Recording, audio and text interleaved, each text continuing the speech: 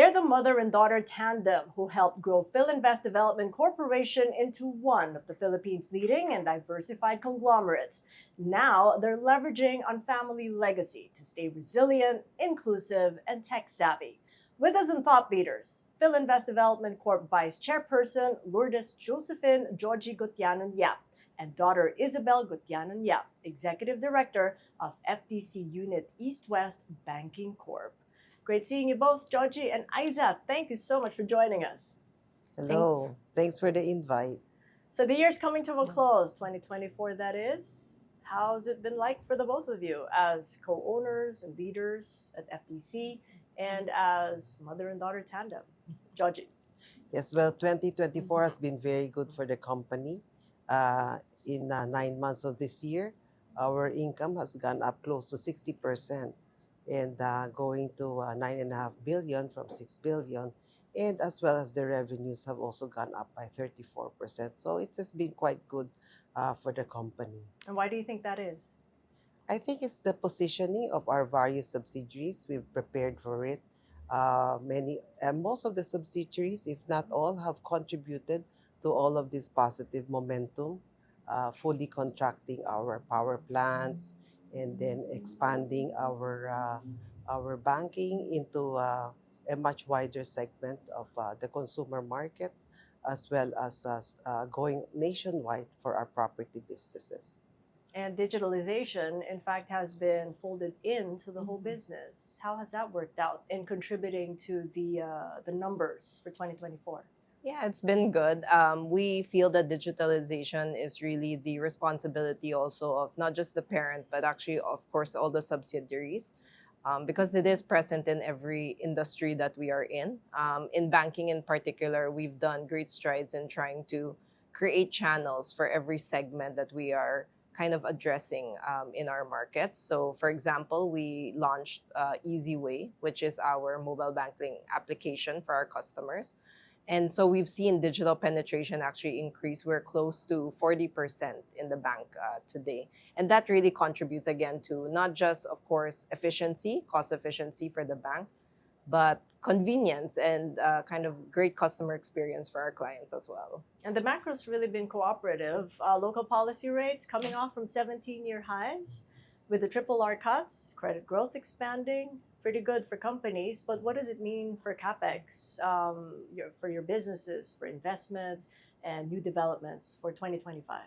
Georgie? Yes, definitely investments are now easier to push at the board level, right, with the lower interest rates. And so we've seen that. And as well as for the banking, lower interest rates is always better. It widens the net interest margins. And definitely in real estate for our customers, lower interest rate helps them make a property much more affordable. What about from your end? Isa, are you seeing that at East West banking already? Yes, yes. I think for us, especially where 80% of our loans are actually in consumer loans, they're largely fixed rate as well for our clients, right? So when the interest rates kind of stay down, cost of funds stay down as well. So the margins are there. And we are also, of course, we want to make sure that our customers can also pay, of course, their interest. It's hard for businesses. If rates keep going up, it becomes expensive for them to borrow. So I think keeping, of course, the rates kind of at this rate is much better. But then there's Trump 2.0. We're going to be expecting the 47th president to be a repeat of the 45th with Donald Trump. And bringing in the possibility of a return to protectionism with negative impact on maybe business process outsourcing, direct investments. What do you see down the line for your businesses, diverse as they are in the conglomerate? Georgie? Well, we're hoping that because there is a closer relationship between the Philippines and the United States, and then that would likely be able to maybe give the Philippines some advantage in certain areas. But it also gives a level of comfort to some of the investors who bring in and build factories in the Philippines, because they know that they have the support of the American government and for their export of their products to the United States. So I believe that for our industrial estates in particular, we're seeing that.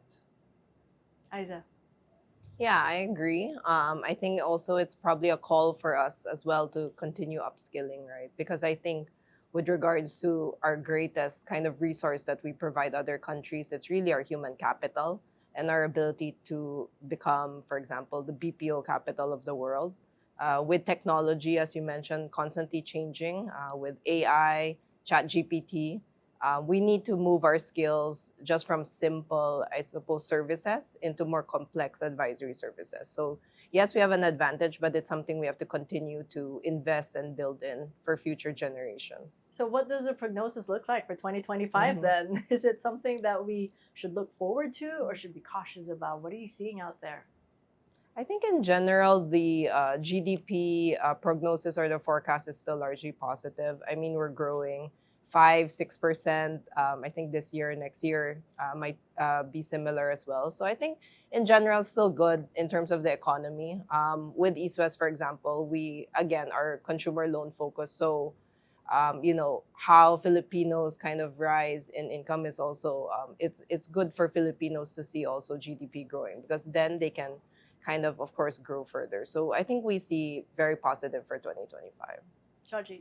Yes, we're positive too, but I think we have to watch the consumption behavior Mm. of the Philippine public to see if is it going up or is it tapering down, and then we have to adjust our businesses accordingly, like in anything. I think that's probably an area we need to watch out for. What kind of plans do you have then in order to mitigate the risks that you see on consumer behavior? Well, many of our businesses are quite diversified now. In fact, about 30% of our income now is coming from defensive industries. So that is one way that we ensure that we can protect ourselves against any major cyclical changes. And then in the cyclical industries that we are in, we normally would have a wide range of products that we cater to different market segments, so we can move our products depending on which one is. If there's a weakness in one area, we move it to another area, strengthen another area. Sounds like you're so much involved even as you moved to vice chair position about a year and 3 months ago, as you've already given the portfolio of President CEO to Rodora Huang. Yes. So that's a year and 3 months. I mean, how has life changed for you and the business in giving the business to a fellow female leader? What's it been like? It's been good. We're very happy with the leadership we have in our different subsidiaries. All our subsidiaries now are headed by professionals, very capable professionals, some of which are organic, grew from within, and some from outside. But I think for me, I haven't seen it affect my calendar yet. But Yes. but I have. I'm not as much into day to day. The nice thing is I get to choose certain projects that I'm passionate about and where I feel that they need extra support, and I go into those areas. Did anyone expect that mom would just let go like that when she took on the vice chair position? I mean, you share seats in the board, Mhm. so you must see the change or maybe the continuity from president CEO to vice chair. Yeah, I think mom has a more, of course, advisory and guiding role now. And I think it's good because she can impart the wisdom she's had in her career versus kind of running the day to day, which sometimes can be quite, very cumbersome with lots of meetings. So now I think she's more definitely in the board level, making decisions also on key things, investments, human capital, super important, compensation. I mean, these are the things actually that need to be discussed, I think, at her level, and she has more time to do. So that's been good. And it's refreshing also and exciting to see that we have, for the first time, a professional CEO actually at the parent level. We've never had that, I think, in our history. And I think that's where we are really transitioning to. In my generation, there's only 7 of us actually in the business. I think for them, there are 3 still kind of involved. But really, out of our 12,000 employee base, it's kind of a drop in the bucket already with, of course, the business. We can't look at everything anymore. Well, I'm going to go back to that gender piece there because the transition had happened to be a female leader. Mm. And my understanding is in the board, you're 6 out of 9 female leaders at the board level for FDC. And for East West Bank, it's a lot more. 6 Six out of of 11. 11. 6 out of 11. So that's outnumbering men at the board level. So what kinds of conversations come up and decisions that are made because most of the members are women? Judgy. I've always believed that we are gender blind. So our women do not necessarily have a certain woman conversation. You know, everybody is there, whether you're male or female, you're there because of the merit and whatever you can contribute. You know, so otherwise, our men will revolt. Have they If we started do to? no, if we do not bring in women that they feel can contribute to the business, right? So and because we are gender blind, we're able to really tap the best talents. You know, we don't say, oh, it has to be a man. So we can choose between male and female and get to have the best choices. When you came to the board level, as you'd been invited, did you feel that there had been a distinction between male and female leaders? What was it No, like for you? I think not at all. I think because growing up, I was also very exposed to my grandmother, of course, Mercedes Gotianun. And she was really a very strong female leader, right? So I think growing up, I really didn't feel that there was kind of something to prove as a woman because I was so exposed to 2 great female leaders who were really owning their own space and their own careers. And I felt that, oh, I could do that too. So it became more natural, I suppose, to me. I was very fortunate, of course. I had very strong female leader models growing up. That was Lola Chita. Yes, yes, yes. And she happens to be the first female president of a Universal Philippine Bank, Universal yes. Bank. So that must have carried some kind of a burden to actually kind of prove that you can match or maybe even outdo.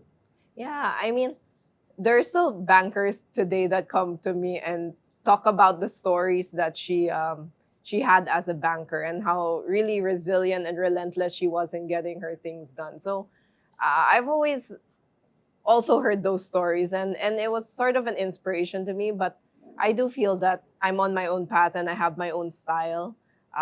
So that's something I think I want to kind of focus on. Of course, she was very much focused on building a universal bank back in those days. Now I see myself more on focusing on digital transformation.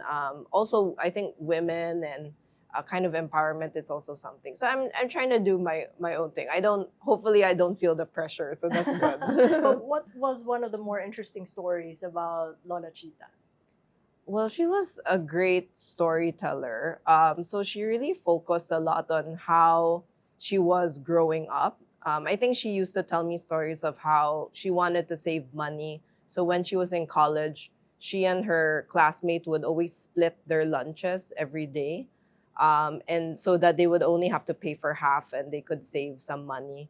She told me a story of how she would also sell soap on the street. I'm not sure how truthful these stories are, but It's true. okay, so she says these things that she would sell soap on the street. And so she was really the value of really entrepreneurship, but also being very savvy with money was something that was imparted, not just in words. Actually, when I was younger, they also made me work summers, actually like as a bus girl in our food court, and doing things like being in the cinema selling popcorn. So they really actually try to expose us, not just, of course, at a corporate level, but really at all different diverse jobs in our businesses, and to teach us the value of how hard it was to make money, how hard it is to run a business operation. So that's something I really appreciate. Being savvy with money. In other words, Georgie, the word is spendthrift. Because this is what I caught.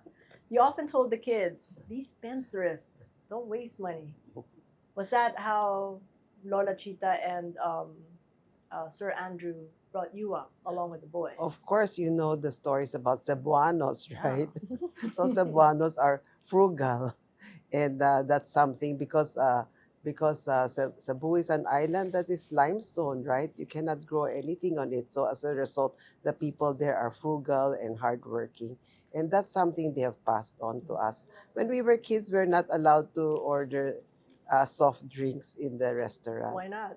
because it's expensive, right? Okay. So we I only thought a have to lot of drink sugar. water, right? Of course, now we're not as strict anymore, but those are the little things that make us remember how it should be. One of the unique things that you both share generationally is that you're both the only daughters in your own generations, in your own families. You're the third in a brood of four and the only daughter, and you're the middle kid in a brood of three. How did growing up happen then, and in that kind of a scenario where there's just one daughter and a lot more brothers to contend with?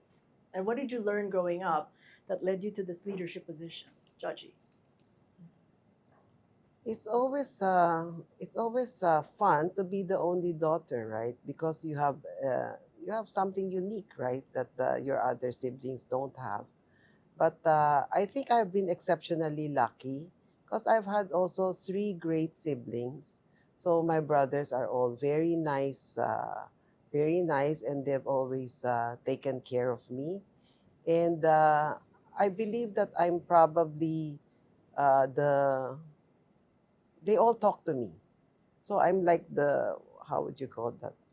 Uh, so I guess that's one of the reasons for my leadership position is that I could get them all together and then we could work as a team because I don't see myself as a leader. I see myself more as being able to use the best skills of all of my brothers because we're all very complementary as far as skills are concerned. We cannot we would not have done well if we did not use everybody's skill. And I think my role was to put it all together. So that's hats off to Andrew Jr., Jonathan, and Yes, Michael, your yes, siblings. yes. What about yours? What was it like growing up with your brothers? Yeah, I think it was similar. It's always great to be kind of the only girl, but I have great brothers. They also are not, I think, intimidated by me because, as again, having been exposed to very strong females, kind of growing up. Actually, we don't. As a girl growing up, we actually have quite strong personalities. We're not afraid to also say, I think, what we think because I guess everyone is doing it. So I think they also respect kind of that dynamic that we have, and we have different roles in the family, and I think that also kind of works out for us as well. And I also like being around boys a lot because I think, it taught me to also kind of harden myself a little bit, but also kind of also have fun, kind of play hard, but work hard as well. So I'm lucky, not just my brothers, but my cousins. I also grew up very close to them. And so that was great also growing up, being kind of one or two girls in really like dozens of boys And around it us. also helps because you've got three sons already. And congratulations to the latest. You gave Yes. birth last September, so you're a new mom again. Yes, I just had my third boy. Yeah, I'm what they call a boy mom, and it's really crazy. I always wonder how people had so many kids in the older generations because Wow. I know she had three. I think my uncle has five. But I guess they were younger. People have kids older nowadays, but it's great. It's a very exciting household. Obviously, not kind of like a quiet time right now because they're entering. A lot of them are toddler age now. So it's been great, and my parents are also very hands-on. So I'm very lucky. They love spending time with the boys on weekends. They do sleepovers even. So that's really great. So we've been having I think a good few years. So that means you're also boy Lola. Do they call you that? What's it been like seeing your kids growing up? Of course, it's the most wonderful feeling. We look forward to that. I think that's the greatest joy to be a Lola. And I'm just so lucky that my daughter decided to have children early because you don't see that now. Now, many of the children do not want to have children, let alone have them early. So I'm quite lucky that, and I thank God every day for that. In the way that you're now communicating as a family with fourth generation coming in, what are you now imparting on the fourth generation so that there will be a smooth transition as with the third and to the fourth? Do you think about it this early or do you just carry on? No, we've thought about that very early. As far as when most of the third generation was just in their teens, we already started to have third generation conferences. So they would all get together and then we would organize the whole thing with professional facilitators. We would have case studies. And this was only when they were in their teens. And they continued to carry that over the years. And what I'm glad is now, it is the third generation now working on that. And they've actually gone way beyond. They've now gone into leadership mentoring. We've hired as well different people to help mentor and provide leadership training for the different members. And maybe Isa, you can discuss that further because they're now organizing it. Yeah, Right. we do. So the third gen conferences are now third and fourth gen conferences, and part of the agenda always there is really going back to our history. But we do it in a fun way. It's not really, of course, a book reading, but it's more like a Jeopardy game, but where they really try to understand over the decades how the business formed, how the family also, as a result, transitioned throughout the times. Because we've had many developments, I think, over the years. And when the fourth generation hears the stories again and the values that kind of we use in making decisions, we hope that they kind of take that and again appreciate the work that has to go through building a business, but also want to do it themselves.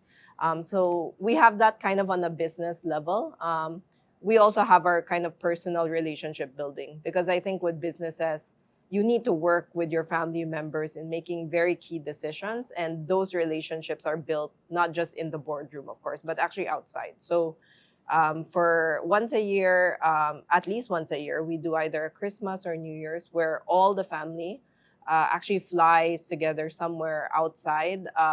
And we use that time to really spend together, for bonding. So last year, for example, we went to Taiwan. Everyone was in Taiwan together. So these are some of the things we are actually working on with the fourth generation already. And it also helps encourage them to want to be interested to try out being part of the business as shareholders. Very Yes. important for everyone. But one of the distinctions that Georgie makes is that not everybody is invited to management. Yes. Why? Because we are a publicly listed company, so it's important that the leadership we bring into the company have that meritocracy. It's based on meritocracy.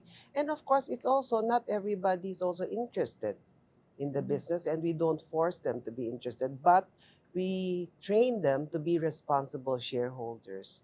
So, as Isa was saying, when we have these conferences, we don't only talk about the success. We actually talk a lot about the crisis because there is much more to learn in the crisis. So we go through the history, we talk about success and all the crises and what we learned in the process. And I think the most important thing that we impart is that the business cannot be successful if there's no unity. So I believe understanding, aligning everybody's vision of how the business as well as how the family runs together, not only at work but even outside of work. So that's something we work hard to impart. Which crisis was that? The most recent in the family conference? Well, the Philippines has gone through so many crises, right? So the pandemic, of course, was I guess that's probably the great learning, the pandemic, because that really touched the third generation more than anything, right? They felt that themselves. And it's interesting that you mentioned crisis because your parents, Andrew Sr. and Chita, had actually become described as the comeback couple because they were already retired, but they came back in the 80s to save what Yes. Filinvest is now. And they Yes. also survived the global financial crisis, lost all their wealth, came back with a Yes. bang with $1 billion by 2014. What was it like during the pandemic, though? I mean, when do you know that you fully recovered, and what did it take for the family to come out of that unscathed? I think the learning in the pandemic was that we learned from the previous crises. And so by the time the pandemic came, our businesses were relatively diversified and the leverage was in proper order, no dollar debt, etc. So as a result, we didn't experience a major crisis in that way. So we were still able to sustain whatever the pandemic brought to us. But I think that one of the important learnings in the pandemic, as you know, we were very heavily involved in helping out the government, right? As far as dealing with the pandemic was concerned. I was in the meeting with the task force. I would join every morning at 8 o'clock, and we did provide a lot of things like quarantine centers, testing kits, etc. That's one thing that you learn, that you really have to be a good corporate citizen and to come in and to help the nation, especially during times of crisis, because without fixing that problem, even business cannot survive, right? And the benefit of digitalization now in its infancy, you were able to launch Como at the height of the pandemic. How has that turned out since? Yeah, it's been good. I think that was one learning I think we had also in the pandemic. It was good to make investments in technology before. Basically, of course, that a crisis happens. I think not just the bank, but even I think the rest The of the real estate, conglomerate did yes. a lot of course, it sounds very boring, but the ability to work from home is actually coming from many investments, of course, in the infrastructure for Mm. technology, which I think the group was able to do. So then when lockdowns happen, of course, disruptions to the business were kept to a minimal. Como was one of those kind of projects that I had actually pre-pandemic as well. Because we would look at what other regions were doing, and there were many digital banks outside the Philippines, and so we said, okay, why couldn't we have also some digital only service that we could offer? And so since then, we've actually expanded the offering. So Como started out as kind of a young digital brand for those entering the financial kind of space. It still is that today. But we've expanded it also to cover actually the East West Rural Bank, which is where it's housed in. We have 80% of our borrowers are actually women, salaried women who take loans. And we've created an ability for them to apply for the loans and do a reloan in the Como application. So since then, we've had over 2 million downloads. It's 4.7 in the App Store, so really still great product, great quality. But we're expanding the segments, so not just the younger generation, but actually also the rural generation as well. And it also helped that you mentioned earlier that the subsidiaries had something going in terms of digital on their own. So there was a Como that came in to tie them all together. So do you foresee Como as the core of the digitalization efforts of FTC, and how is that going to pull everything together for the conglomerate? I think we find Como to be kind of that MVP pilot, but also the pioneer in the digitization. But since then, for example, in the bank, we've expanded different channels already for different segments. So as I mentioned, we launched EasyWay. That's really for the mass affluent to affluent customers that we have in East West today. We'll be launching Easy Biz, which is really for the entrepreneurs, the SMEs, the enterprises that want to manage their operations. And we've also actually have Esta, which is, we talked a little bit about AI. It's actually our chatbot today, which is really for assistance for our customers. And there are chat GPT capabilities actually in that chatbot today. And lastly, we did launch East West Pay. It's the country's first NFC or near field communication application for credit cards. So you don't actually have to bring your physical card anymore to the shop. You can actually just tap your phone and pay from there. So, we started Kumu as kind of that channel, but now we realize channels also have to be segment specific. It has to be relevant to your audience.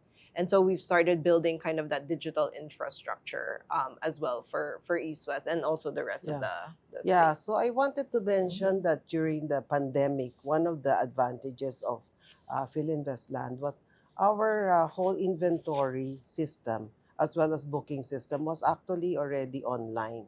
So this is something we had invested much earlier. And I recall some of the executives were saying, "Why is Mrs. Yap doing all this, doing this?" And then when the pandemic hit, oh my God, we can still do our business and our sellers could still continue to sell during the pandemic. And we have expanded it even further into booking, signing, etc.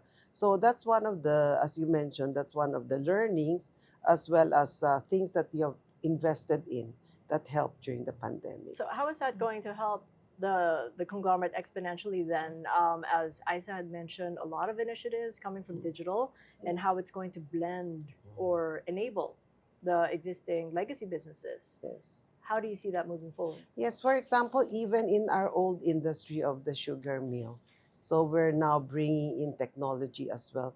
And mainly the technology is being brought in to help the farmers. As you know, many of our farmers are quite old. They're small farms. So we need to help them have some of the advantages by providing them certain tools, right? And so that's one of the things like drone agriculture, spreading fertilizers through the drone. And so all of these other agri-tech initiatives we feel can help widen the farmers and the planters scope in Mindanao. And Mindanao has a lot of land, while other parts of the Philippines is running out of agricultural land. Mindanao still has a lot of it, and we believe that doing this farmer assistance program will be able to uh, provide more employment for Mindanao and the farmers. So what do you think of AI? Well, AI is something we have to use it to our advantage, right? Because it can be disruptive in certain areas, but if you know how to use it to your advantage, then then it should be better for your business, right? Do you have to actually tell mom or maybe the family members or the board members what generative AI can do? Well, I'm fortunate that actually my mother's quite modern in her technology. She actually has her whole Apple ecosystem already synced up, and that's more than already actually what I'm doing. So she's very much in the know. She's also actually a lot of our executives also travel quite a bit. So mom, for example, goes to Singapore a lot. They actually get to talk to a lot of people who are leading a lot on the AI technology. So I think at least for my parents, they're very well versed in that. But we do take time to also, I think, present to the board. We invite a lot of people we work with who are focused on, for example, AI, LLM, generative AI, to actually just teach them what is kind of the trends, how we can use it and utilize it. So we try to keep as much up to date as possible. And there are projects we're also working on related to AI. As I mentioned, I think our chatbot is enabled already with AI, but we're doing a lot also on the operation side. Customer service hotlines, for example. How do you teach the agents how to respond to customers through kind of the knowledge base that they have very quickly without having to go through many documents? Those are some of the applications and use cases that we've been building also to kind of take advantage again of the benefits of AI. I'm going to go back to skills training. Very important with development in AI, but also very important for tourism. That's one of the business streams for FDC. Yes. You're part of PSAC, Yes. the Private Sector Advisory Council for Tourism. I know that you mentioned suggesting an industry-specific training program for our Filipinos in the tourism industry. Yes. How was that carried on now that tourism is full on back after the Yes. pandemic? Yes, as you know that tourism is one of the industries that has very high personal touch, right? So it has a great chance of providing employment to the majority of our countrymen, especially those who do not have a college degree. And 80% of the tourism workforce is actually TESTA certified. So what the private sector is working with now with TESTA is that the private sector will identify what are the skill sets that are required so that TESTA can expand their certification process. That's something that we're working on in the PISAC Tourism Committee. And how do you see that benefiting the tourism portfolio in your real estate? Well, that's just one segment. The first thing, of course, is to get them in. So I think one of the major things we're working with the president is how to make visa entry or visa applications much easier for the for the bigger tourism markets out there because we're a little bit behind compared to our ASEAN counterparts. So that's the first thing, get them in. Second thing is we also need more rooms. We have much less rooms than our ASEAN counterparts, and so we need to improve the incentives to create more hotel rooms in order that most of our major resort destinations or cities can be MICE ready, to be able to get the big MICE market. So there are many things that still has to be done, but the president has already uh, done quite a lot of the low-hanging fruits and such as going into the airport without having your baggage inspected. That was done out of a recommendation, or even the integrated e-card that we enjoy now, going out and going in. That was also part of the recommendations. Right now, we're waiting for the VAT-free shopping for tourists, and that's now waiting for legislative approval. So there's quite a lot of things that are being done. But I think the game changer will really be the visa, the ease of entry with the visas. And now that you mentioned tourism and the business around it, there is that economic hub in North Luzon that you're developing in Yes. Clark Yes. called DIPAD program. Yes. How does that all tie in to your the bigger business in Well, FDC?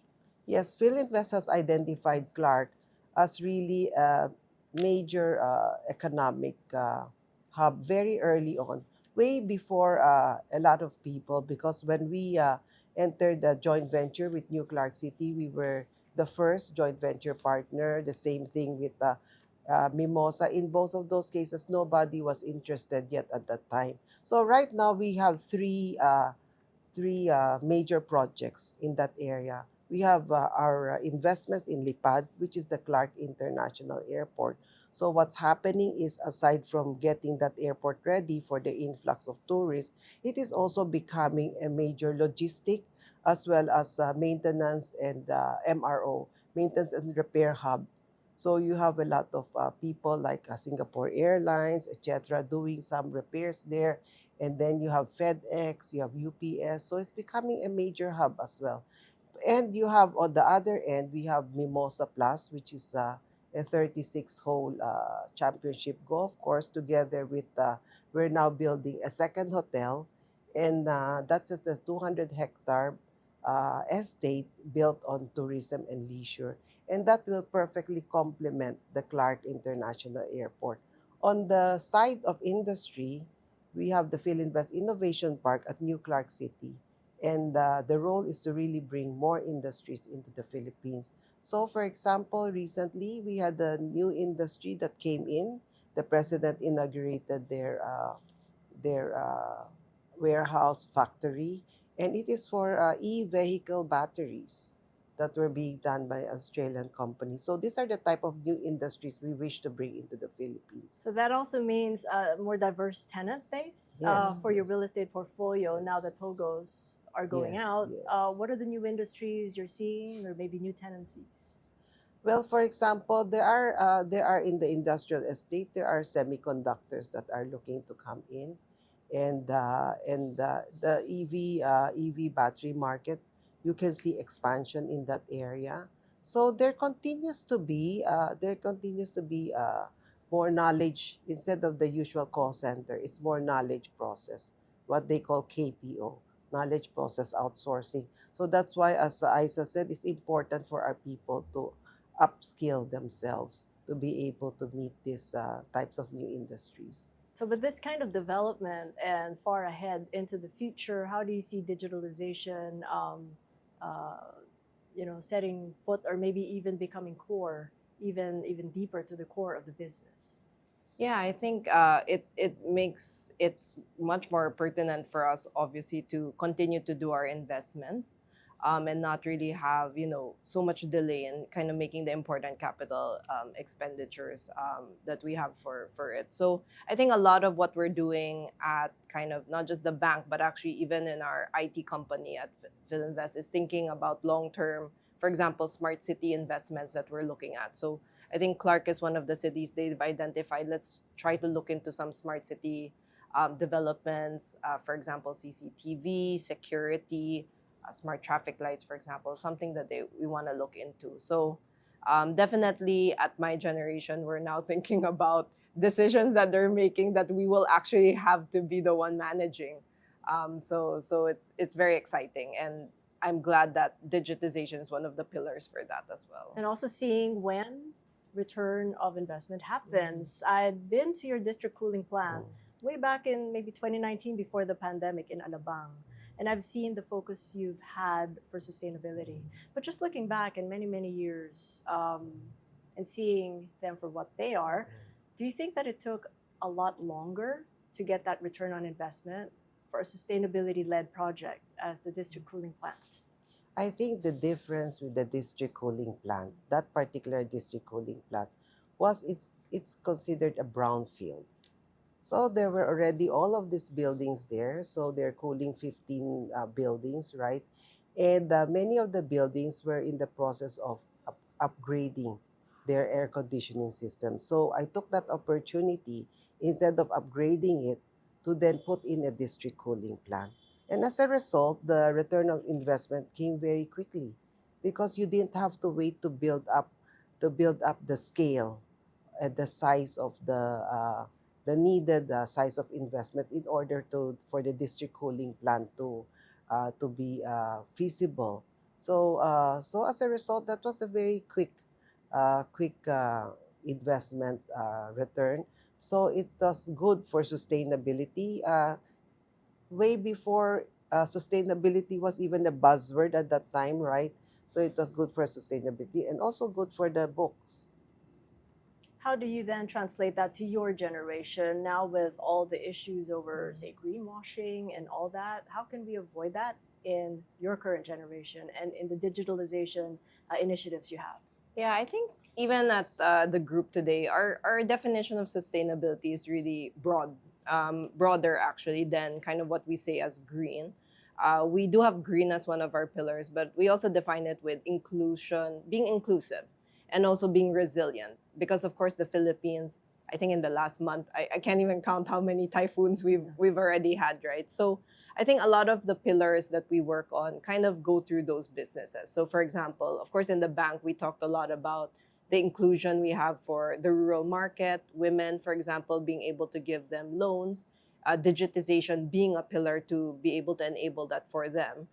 But even in the hotel space, I think a lot on, for example, being green is they do a lot of these initiatives to have no plastic, for example, in their hotels. So they do a lot of recycling as well.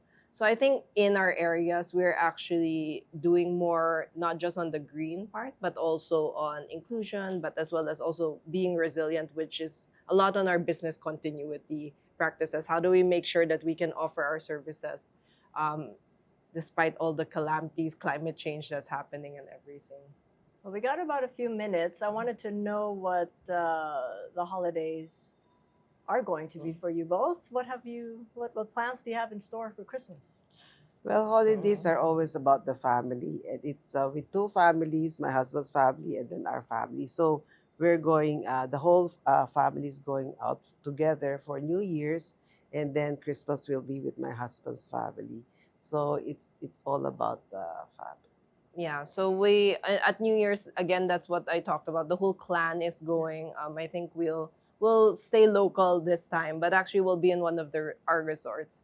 So the pro and con of being in your own resort during holidays is actually you're not fully rested, because I think half the time you're seeing how to improve the operations of the resort that you're in. But I think it's a good opportunity also for the kids again to see how the business is. But we've planned a lot of fun activities as well for them to kind of go through. So we'll take the opportunity to kind of hit the brakes a little bit on work. So that'd be good. I'd like to mention something that we have a new initiative now, which is one of our advocacies. So we have Loaves and Fish Foundation, which is a charity kitchen that we have built up, and we're hoping more corporations can come in. They can send their people for engagement, and they go volunteer, and then they cut all of the vegetables, etc., which are used then for us to cook, and then we give it to different parishes, beneficiaries, what we call the forgotten, the abandoned, the disabled members of our society. So it's a charity kitchen that provides hope, and it feeds hunger. Why the focus on food security now after being so focused on education as a conglomerate? Well, when my husband went to Singapore, he came in touch with Mr. Tay, who has Willing Hearts Foundation. He's a Ramon Magsaysay awardee. And he had this big charity kitchen that does 10,000 meals a day. And he was inspired by that. And given that we do have a lot of hunger in the Philippines, we still do. He asked him to teach him how to do that. And so he came back and we started this charity kitchen. As a parting message for women and girls, maybe lolas and lolos, intergenerational, with the new moms, what message would you have for them? For those who probably want to carry on with the family business or maybe strike out on their own? Joji. When they ask me, I always say something has to give, right? When your children are growing up, you have to give up something. And for me, it was all social activities. So everything was just centered on the business and the family. And I believe you really need to surround yourself with a great community, a supportive husband who cheers you in your victories, and as well as helps in rearing the children, dependable staff both in the office as well as at home, and of course a company that understands the challenges of a mother. Isa. Yeah, so it is all about trade-offs, but I think when you're maybe at work, try to. I always hear about imposter syndrome or being, not very courageous to say what you want to say, maybe in a work setting. I think I always tell women, you definitely have the perspective, you definitely have the expertise, and so you should just express yourself. Don't be afraid, and don't fight the imposter syndrome. I think you got where you were because of the actions you did. So I think if people feel any doubt, I always just encourage them to really speak their mind, and not just kind of give feedback, but also receive feedback for growth. And so I'd encourage women to continue to do that, and so to support one another as well. I think in the office is very important. And I thank you for being here, being so supportive of each other, the mother and daughter tandem. Appreciate it, and all the best for 2025. Thank you so Thank much. you so much, Isa. And Thank Joji. you. And catch us again next Thursday at 9:30 p.m. Philippine Standard Time on One News. You can also check out the long conversation on YouTube, Spotify, Apple Podcasts, and Google Podcasts. And if you haven't done so, like or follow my social media pages. I'm Cathy Yang, and this is Thought Leaders.